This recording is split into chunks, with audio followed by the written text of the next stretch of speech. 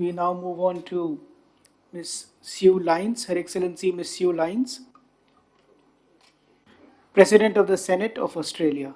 Floor is yours.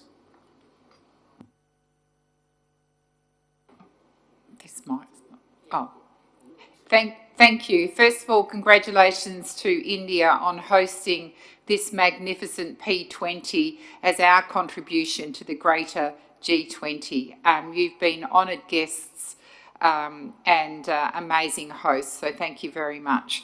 I'm here today and participating in the P20 along with the Speaker of the House of Representatives from Australia, Mr Milton Dick, who also leads Australia's delegation to the IPU. So thank you, and thank you for hosting us. Firstly, I'd like to applaud India on this Mission Life project. It's truly a first across the world, and one which I'm sure you will encourage all countries to emulate, so that we are engaging all of our citizens in the very serious issue of climate change. Of course, Australia, like most countries in this room, is doing its bit at a national level, contributing to reducing emissions and doing what we can through the many global forums that we participate in to be at the forefront of the actions that we all need to take to reduce emissions and to make sure that we leave a world which is better for future generations. This week I've had the real good fortune to visit a number of projects in New Delhi, based primarily with women and girls, but not just exclusively with women and girls. I saw a water project where women did surveys of their local village to determine water quality, to determine the sorts of environments families were living in, the standards of toilets, whether there was piped water and so on. And that's a project run by women, and women who are now very aware of the need to save water, to conserve water, and to take action where necessary to ensure that the water that they're drinking is healthy. And so through their actions, they'll have new pipes laid to their village so that the water they drink is always healthy for them. But not only that, we saw through that same project young girls very aware of climate action and the need to green their environment at the very local level. And they demonstrated that through a game of snakes and ladders, something as simple as that, where the ladders promoted the planting of trees, the looking after their local environment, and obviously we all know what the snakes do in that game. The other project I saw again was at a public school through a STEM project, through a science, technology, engineering and maths project, where children designed and built their own solutions based on and focused once again on climate change. And in fact, one of those projects, a water project to clean up the local river, won the best prize amongst over 100 other schools. And these were children from the ages of 7 to 11 who were well and truly aware of the need to conserve. So I think the Mission Life project is already making an impact at the very local level here in New Delhi.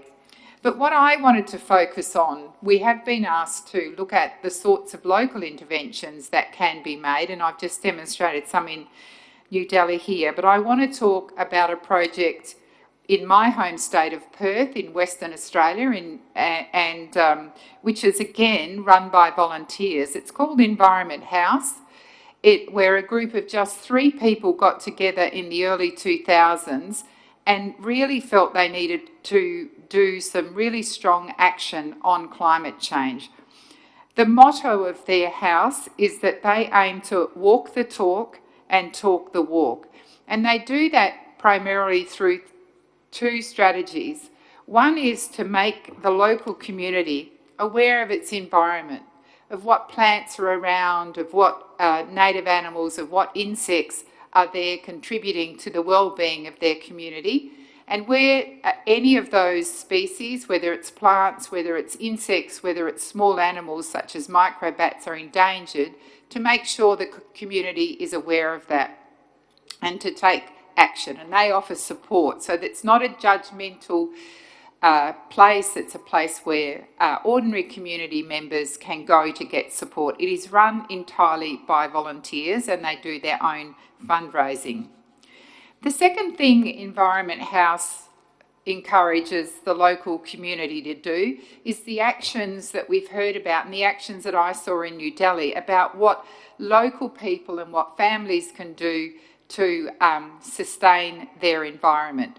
So they show people how to make a simple hothouse at home where they can germinate their own plants and to make vegetable gardens and to grow vegetables at home.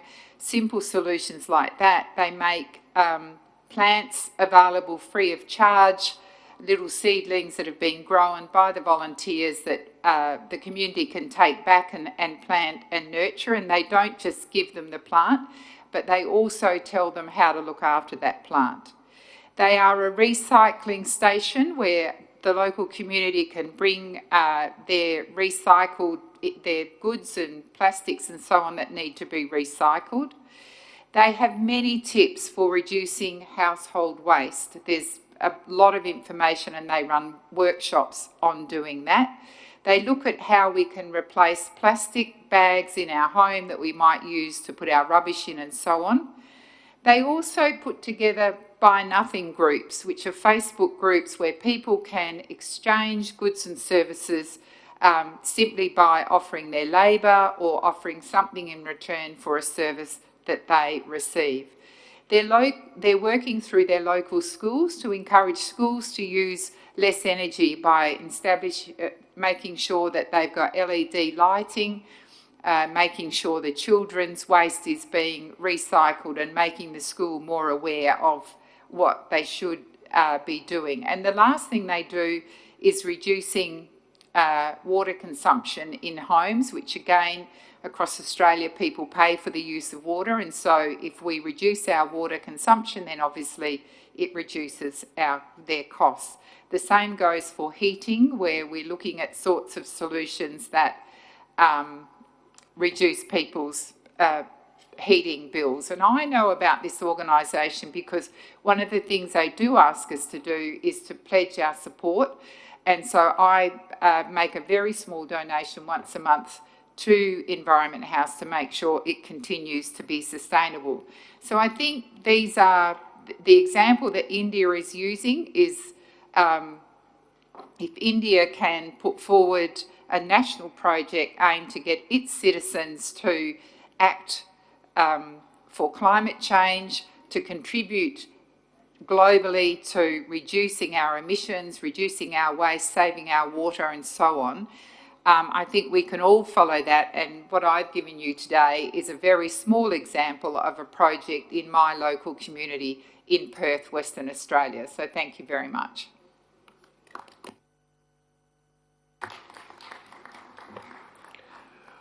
Thank you, Ms. Sue Lyons, the President of the Senate of Australia.